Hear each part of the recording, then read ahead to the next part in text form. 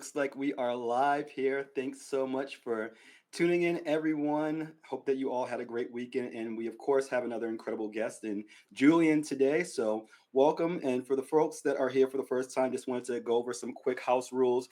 First and foremost, nothing that we discuss today is ever going to be considered financial advice. Number two, if the topic is a little bit too controversial for a family dinner during the holidays, we'll avoid that here, although we are all adults and super into the space. And last but not least, anything that we share today are opinions of our own and do not necessarily represent our respective organizations. So without further ado, let's welcome Julian. Thank you for joining. Let's do, like I would say, 30 seconds, 1 minute elevator pitch about who you are, the company that you work for, and then we'll get back into how this all began for you, your journey. Yeah, for sure. Thank you for having me. Well, Julian here, 14 years in marketing, the last four Wow. years specifically in Web3. I'm currently leading partner marketing and product marketing at Mercuryo. And previous to that, head of partner marketing for Rootstock Labs, main contributor to Rootstock, the first Bitcoin layer 2 chain. And then previous to that, I was leading marketing for a cross-chain liquidity aggregator. And then previous to that, my Web2 life slash career, big names, Ford and Volvo, super traditional places to set the foundations of my career. But after the past 4 years, I don't see myself going back to any Web2 projects, to be honest. I know you have the bug. Once you get bit by this bug, it's very hard to go back for sure. So, let's talk a little bit about how you first got into this space. So, I believe it was back in 2021. So, take us back to that time. I know this was for a lot of people, it was a very transformational time. It was a very transformational and wild year. So, what was it for you, Julian? What was it like the first time that you discovered DeFi? Yeah, 2021 it was the year that everything clicked for me. I've been watching this space from the outside, but DeFi felt like the first time I saw finance rebuilt in real time. It was wild, to be honest. I was coming from such a soft background, such as communication. So I did an MBA in 2000, and I discovered finance while I was doing the MBA, right? And 2021, I was finishing that MBA and discovered DeFi. My mind blew up. It was like the first time I heard about something that I didn't even know it existed. It wasn't like something that I know it's out there and I don't know what they do. And it was something like this was the first time I was hearing about this and I couldn't believe it. Um, yeah, so I decided to study blockchain right away while I was doing the MBA, which is something I don't recommend anyone doing at the same time, to be honest. That's a lot. But I studied everything from the fundamentals, stable coins, DAOs, DeFi, smart contract, consensus. And I knew right there that I wanted to work in Web3. And as soon as I finished, I joined the space. And I've been here since then. Wow, fantastic. And what were there any reasons why you felt that like DeFi was just so brand new to you? Do you feel that like it was just really hard to find out about at the time? There weren't a lot of people talking about it. Like what kind of helped me understand a little bit more about like how like your mind was blown and what that aha moment really meant for you and why it was so fundamental for you. I think the main reason is because I've been in finance and investment for several years prior to 2021. And as soon as I discovered everything, that I could do the same thing, but on different platforms, permissionless, open, it was wild. It was like, I was built for this. I come from Argentina, right? I was born in Argentina. My dad is French, my mom is Argentina, but I grew up in Argentina and I know everything about inflations and Mhm. banks keeping your savings and that kind of stuff. So when I discovered DeFi, I was like, oh my God, I need to get into this. Yeah, for sure. And you came from Web 2 before and you made that jump into Web 3. So for a lot of the people in our audience, there are some, newbies out there. There are a lot of OGs that have been in the space, but I still think that this is valuable for anyone that's trying to actually transition professionally into the space. So, what are some skills kind of off the top of your mind that you feel, carried over and really helped you succeed earlier on in your career in this industry? Hmm. That's a great question. I think storytelling, number one, brand positioning, things like customer psychology, those type of things are timeless, regardless of the industry, right? And then things like go-to-market frameworks from Web2 helped for sure. But then in Web3 execution is way faster. It's scrappier. I think one of the skills that matter the most, beside of that, is being able to adapt at a very high speed, very high pace. At the same time that we're building the plane, we're flying it in Web3. So Yeah, I think to be able to handle those at the same time. I think that's really important. And when it comes to marketing, Yeah. in this space, help us understand a little bit about the differences and I would say kind of the web 2 and maybe even some of the similarities. What are some things right now are when you think about great marketing in our space overall, Julian, what does that really look like for you? And are there any companies like Coinbase and others that have really impressed you, and why? Yeah, for sure. Um, I think great marketing for me is number one, simplicity, and being clear in a space that's specifically particularly noisy, right? Like Web3. So as simple and as clear as you can be, I think is going to be the way to cut through that noise. I think companies like Coinbase, they've nailed trust and accessibility, and that's something that we're working towards in Mercuryo as well.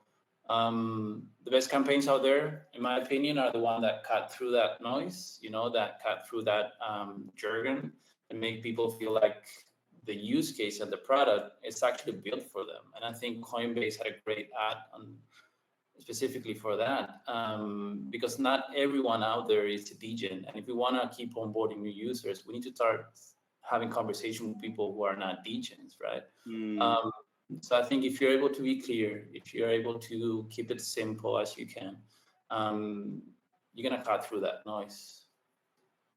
it's interesting. And speaking of that noise, do you feel that the marketing campaigns and efforts of organizations, and there's obviously is still a lot of our community is very much degen, right? And there's nothing wrong with that. But do you feel as if the marketing to the general masses has shifted a little bit? How has it changed in your time in the leading organization that you've kind of been in so far? Oh yeah, for sure, 100%. I mean, I still think they are. They're not longer separate, right? The product is part of the brand, and the community is part of the product, and I think that's a great thing to have. The community, I think, is gonna bring you so far, but then we are seeing a lot of things, a lot of sentiment relying more on the product, on the use case, and you have to have that brand to back up that product, and you have to have that product to back up that community as well. So I think it's a cycle. It's part of the same flywheel. I think they're separate, and I've seen a lot of great marketing pieces out there, right? And I've been lucky enough to have conversations with a lot of people in the space, a lot of marketing partners who are working on that. And I think when you get to know the people behind those campaigns, it only makes sense that eventually, with time, those type of results will come. And I'm thinking about things like, Ledger, for example, and the type of brand they want to position. One of our partners are Mercuryo for sure, but I'm also thinking, I don't know, OP Labs and how they reach out to values. I think it's definitely interesting. When you get to know the people, the marketing teams behind these campaigns, everything clicks because you understand Mm, how they came up with all these great marketing campaigns. I love that. I love that. And speaking a little bit more to that, Julian, because this is something that when we originally chatted, and I would love for you to kind of build on this a little bit because we are talking about the community branding and the product itself. But I feel like these days marketing is shifting, and it feels like a mix of all of these things, right? It's no longer purely being driven by the community. It's no longer purely being brand. It's like all of this is kind of meshing together, if you will. So, how do you see these different pieces really kind of fitting together right now? And do you feel that at one point it was a little bit more like siloed or combative, and that it's more collaborative? I mean, help me understand your thoughts on that. Yeah, I think a lot of the vanity metrics that we used to focus on the early years of Web3 marketing are not longer making the cut, at least in my opinion. Tell us a little bit more about what Photo, what what, what that was like in the earlier days with the metrics and kind of how that was tracked. Yeah, for sure. It was all about, how many followers do you have in your Twitter account? It was called Twitter back then, not X, right? So how many followers you had in your Twitter account? How big was your Discord server? How many people were in your Telegram group, right? It was all about that. And in fact, it's also related to different market cycles and the way those markets played out, which is they're playing different, at least what we're seeing in this cycle. I think that's no longer the case, to be honest. Back then, Mm, it was, how loud you were. And I think today is how sticky you are at the end of the day. I think we are having conversations with we're having more mature conversations. That's number one. And I think we're having conversations with the communities are more educated at the same time, and ah, they are demanding products. They are demanding products that they can really use, that the user experience is not horrible. That it's not only about shilling your project anymore. That's not going to take you that far. Back then, yeah, it was about pumping tokens and that kind of stuff. But I don't think that's working anymore. At least not what we've been seeing lately. yeah. And what are some things, speaking about what's working, what's not, what are some things kind of in your day to day, right? That are working well for you in terms of marketing, and maybe some things that honestly surprised you. I think it's, in my opinion, well, number one is product. You need to be product driven, right? It's what we're here for. Regardless of all the ethos of crypto, this need to be tied to good products and to good use case that people can actually use and that they will want to use. I think we're seeing things like companies, caring more about credibility and being sustainable from a brand point of view, rather than just announcing things for the sake of announcing and Mm, shilling and pump tokens. Like I said, I think it's totally a different approach. I think. For me, it's a lot more mature conversation. It's a lot more deep and meaningful conversation. What we're here for, it's like, okay, what can your product really do, regardless of the token, or is it a meme coin or a utility token? I don't really care about that, right? It's like, what is actually the product here, and how is this product gonna make my life or someone's life easier than it is today? If we're not having that conversation, it's not worth doing anything around that. I think it's just, if you're not going to add any value, I would suggest pick another project. yeah, maybe. Yeah, we're getting to the point where the more utility, right, and the more real world use cases. I think that's becoming a lot more popular, even though obviously it's still a very good majority that is speculative. But with all of that, I think it's a part of the entire ecosystem. And when it comes to maybe even some more lessons or tricks of the trade that you picked up earlier on your career, maybe that have worked in some previous organization that you worked for in Web3. What are some of those things in addition to what you talked about that just don't seem to hold up anymore?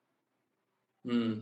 I think the bus for sure is not holding anymore. I think what is not holding is um, rocket emojis all over the place. And I think that by doing that, you're gonna grow a community and your project is gonna work, and you're gonna drive a lot of user growth and transactions and TVL and so on. I think that's not longer the case for sure. And I think it goes back to something we touched a bit at the beginning, those Web2 foundations. You need to have proper marketing professionals doing your communications. You need to have people who know how to structure a campaign. You need to have people who know how to do that go-to-market strategy, people who understand the different channels, the messaging, who are we targeting, the clearest call to action possible. I think a lot of this, if you've been around marketing for some time like I've been, it sounds pretty obvious. But when I joined this space, it wasn't there. It was just about shilling. Um, and I think that's no longer working anymore. I think it's going back to professional marketing, to professional marketers doing what they do best. And I think, if you have those solid Web2 foundations, and you're eager to learn Web3, you got everything you need to succeed in this space. And that's something that we're seeing. We're seeing a lot of people joining from Web2 companies into the Web3 space, right? And I think of it like, in a way, Mercuryo is similar. Is that bridge between Web2 and Web3? From fiat to crypto. And at the moment, for example, I'm hiring for my team, right? I'm building a team, and I'm looking to a lot of professional coming from Web2, because at the end of the day, if you have the right attitude to learn about Web3 and what's needed here, but you already bring those, hard skills on marketing, like I said, I think you have everything you need to succeed in this space. I love that. I love to really hear that, Julian, because I think there was a point, and we're still slowly evolving. This is something that, we talk about and, advise our clients as well, too. But there was a point, I feel, even like a year or so ago, where, if you weren't fully into crypto and like your entire career or like most of your recent career wasn't Mm. based in crypto, or if you haven't worked for like one of the top, 100 companies by market cap, a lot of companies or clients, they were just like, you know what, absolutely not. We won't have the conversation. But we're starting to get to the point where I think people are a little bit more open-minded and saying, you know what, as you mentioned before, right? The fundamentals, those things are hard to teach. Yeah. Anyone can learn Web3 and crypto and blockchain and, decentralized aspects of the nature if they put enough time into that. But nonetheless, I think that there's still that even mix, right? I mean, you can't teach someone all about crypto and blockchain in their first week of being onboarded. So there has to kind of be that great mix. And I think that education and conversations like this is very helpful. I Yeah, want to shift. Yeah, speak to that if you can a little bit. yeah, I think, like, the learning curve for Web3 is going to be definitely faster than the learning curve for marketing from scratch. So with the right attitude, and if you're willing to learn, but if you have a strong marketing foundation, it's going to make a lot of things easier. I don't necessarily agree, with that hiring 1% top. I think it doesn't make any sense. I feel a lot of us were, at some point, we did the jump from Web2 to Web3. I think there's Yeah. not a lot of marketing professionals that started in Web3, and I think the ones that did are lacking a lot of Web2 foundations. So I think, in my opinion, and this is what I'm looking for my teams, it's like, um, do you have what it takes from a marketing point of view to be part of this team? If you do, like, are you willing to learn everything that you need to learn to make sure Yeah. that you can deliver what you need to deliver, right? I can negotiate a lot of things, but that's something that I cannot negotiate. It's attitude, right? I'm more than fine than having someone on my team or any other team inside the company that I work for, like saying, Julian, I have no idea what you're asking me for, but I'm going to turn around, I'm going to find out, and I'm going to come up with a solution for this. And that's like, well, that's the right mindset for me. That's gold. Yeah. I love that. I love that. Thank you for sharing that. Wanted to shift topics, and we'll come back to that. As we wrap it up here. Time is flying, and I appreciate this. I'm learning a lot already. You know, when it comes back to kind of the current trends, right? There's been a lot of talk about AI, and this, I feel personally, this is just my opinion, that there's a kind of a shift from, this individualism towards more about like the collective, right? So in marketing today, how much does human connection still matter in a world where we're starting to lose a little bit of that? Hmm. That's a great question. I don't think it's only a marketing question, right? It's more like a philosophical kind of question. Yeah. For sure, AI helps scale. I think we cannot deny that. But in my opinion, at the end of the day, trust and authenticity, that still come from people, and I think we see that in different places. A lot of the times we see that in specific customer services that I've seen from different companies in the space. Like, you end up talking to a person after you go through the chatbot and stuff. There's a real human um, helping you out. And another place I've seen that, and I really value that, is Discord servers. When Wow. you open a ticket on a Discord server because you need help with something, and eventually, it takes time, but eventually a community manager and ambassador from that project gets back to you and answers your questions and help you out solving what it is that you need to fix or whatever. That's a human behind it. And I think that's where the real connection comes from. I think is where you trust, and that where that authenticity that was mentioned earlier is still coming from people, in my opinion. I love that. I think that's really important as well too. And speaking of authenticity and real thing, because there's a lot of hype depending on whenever the cycle is, bull market, bear market, whatever. There's still I would say a good amount of that in our industry. It felt like at a time, there was a time where there were a lot of these projects that would just be kind of making these announcements and partnerships just to kind of create buzz or to drive up the price at any particular point in time. Do you feel that that's changing? And are companies, in your opinion, becoming more mindful about like protecting the brand reputation and that customer loyalty and really staying true to the community while obviously trying to meet their business objectives? Oh yeah, 100%.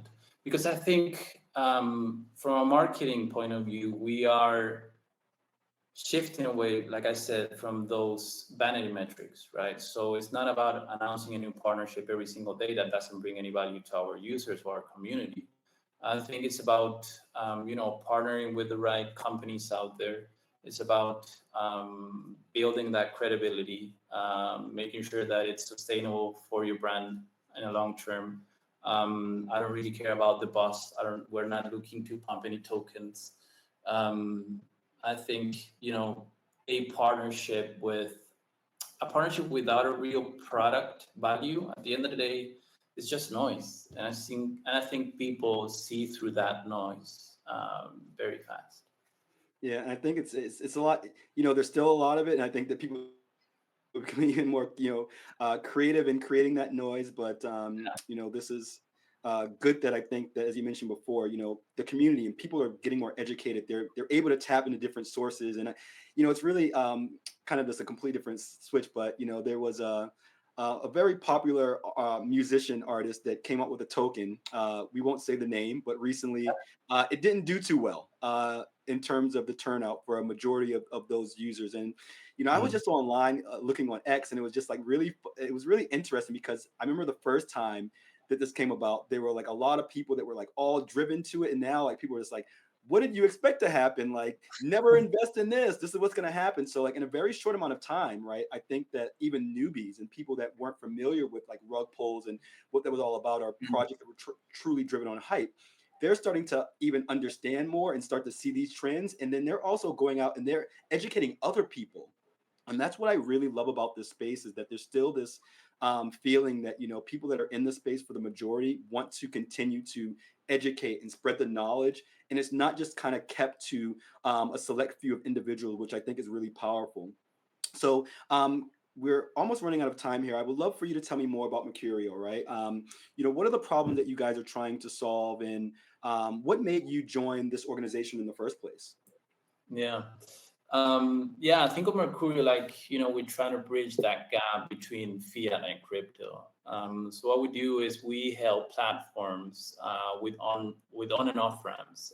So at the end of the day, their users can buy or sell or interact with any other tokens within the product that they already use. They don't have to go to any other app in order to do so. And then there's a few things that attract me to Mercurio for sure. Number one is one of the leading players in the ecosystem, in the on and off ramp ecosystem. That's number one. I think it's a very product first company. Um, I can see every integration, and because I work very closely with partners, I can see those integrations that are built with the user in mind. Fewer steps, better success rates, the delivery being faster.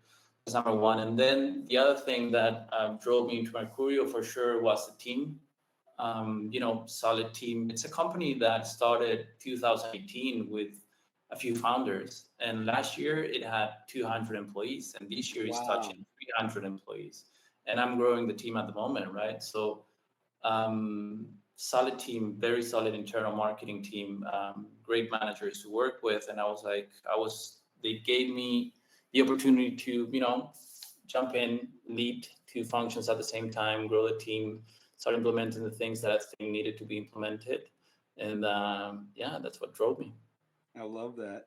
And in terms of maybe some of the biggest misconceptions, that people have about just marketing in Web3 in general, right? And maybe even to kind of help us educate us because you talked about different channels, right? And this was Mhm. something for me, trying to create partnerships, just learn more, or do business development, whatever the case, recruiting even on different platforms. I think that each of them has their own kind of feel. So for those that may be new to some of the kind of, I would say, more popular type of marketing tools and social media kind of platforms, can you help us understand kind of like the psychology or the behavior, or how someone, if they were just an individual or even an organization themselves, be able to better understand these platforms and then maximize and get better results?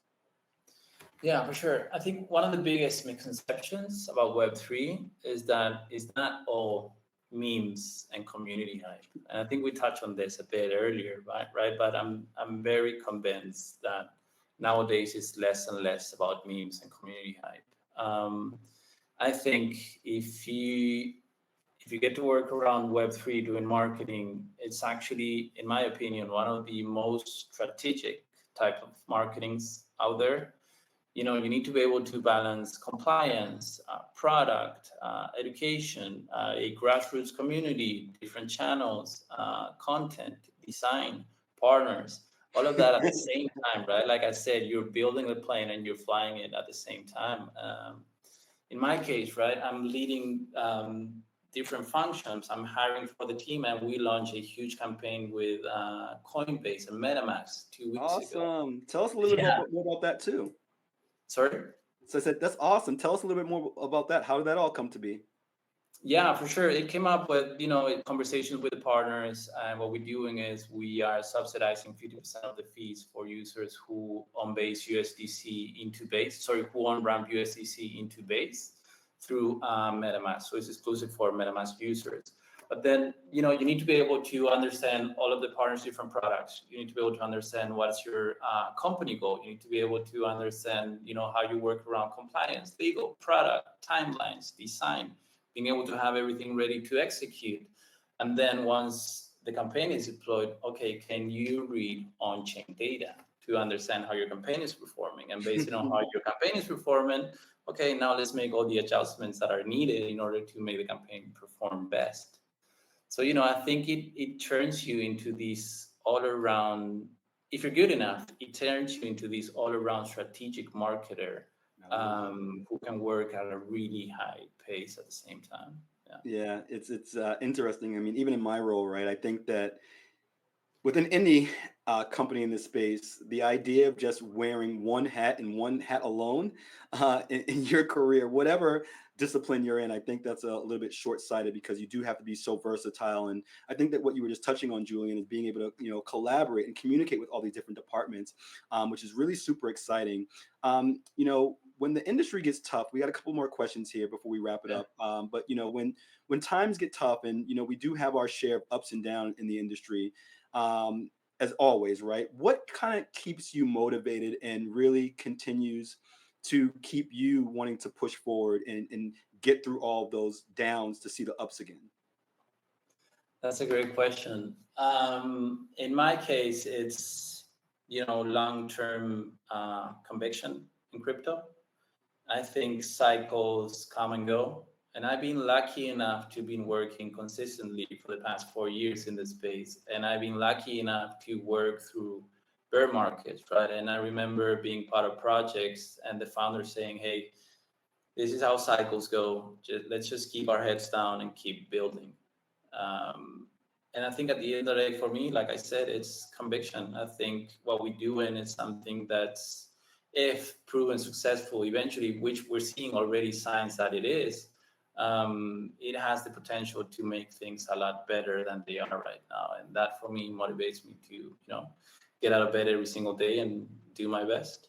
Yeah, I love that. Last question for you. Yeah. For the next generation of Web3 marketers out there, if you could leave one piece of advice or just some words of wisdom for those folks that are either looking to kind of just jump in from the community side, social media, whatever aspect of marketing it is, or those more tenured individuals that have maybe been in TradFi that are interested in making the transition as you once did yourself, what words of wisdom would you share with them? Hmm. I would say make sure you're not chasing, every shiny object out there. I think you need to focus on the fundamentals, and we touched on this already, right? Storytelling, community, product, distributions. At the end of the day, the tools can change, but those things, in my opinion, they never go out of style. And then again, try to find a place where you feel like um, you can deliver, and that you got everything you need to deliver. And then if you don't know anything, just turn around and learn it. Just turn around and learn how it works. I love that. And let's tell the folks here in the audience that maybe didn't get a chance to tune in live, or that will check out some of the socials that we put up later on. What's the best way for folks to follow you? Is there anything else in terms of what you're working on, maybe your team is working on, that you can share with us that's public information, and anything else kind of in the product roadmap that we should be excited about coming from Mercuryo?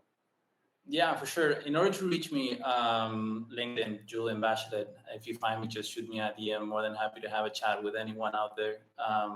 Excited to meet people in the space for sure, or people who want to enter the space and I can help them do so. So feel free to do that. I'm on Twitter as well, like all of us in crypto Twitter, right?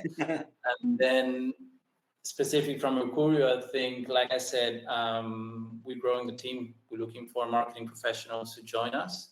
And like I said, I'm looking for that specific person who can bring that Web2 expertise with that Web3 knowledge, who's ready to deliver and who's ready to, don't be afraid of taking risks and turn around and find out how things work whenever they don't know how they do.